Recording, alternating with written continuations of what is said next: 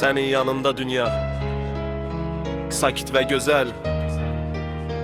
Her bakışın yüreğime ışık salar. Ellerin elimde olarken zaman dayanır. Her an seninle dolur, mən tamam oluram. Gülüşün ruhumu yavaş yavaş hissedilir. Sessiz bakışların her şey deyir. Yanında her an değerlidir, her an değerlidir. Seninle olmak en temiz xoşbəxtlikdir. Sevgin içimde sakit bir deniz. Her dalgası məni sənə yaxınlaşdırır. Seninle her an bir nağıl, bir şeir. Ve mən bu nağılda daim senle qalmaq istəyirəm. Her seher seninle başlayan da her bitir.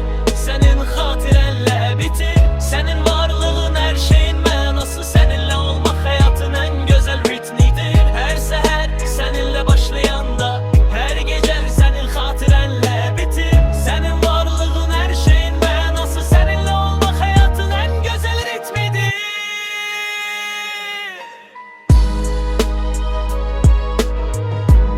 Hayatın en güzel ritmidir. Hayatın en güzel ritmidir. Hayatın en güzel ritmidir. Hayatın en güzel ritmidir. Senin yanında dünya sakit ve güzel. Her bakışın yüreğime ışık salar. Ellerin elimde olarken zaman dayanır. Her an seninle dolur, mən tamam oluram. Gülüşün ruhumu yavaş yavaş hissedilir. Sessiz bakışların her şeydir. Yanında her an değerlidir, her an değerlidir. Seninle olmak en temiz xoşbəxtlikdir.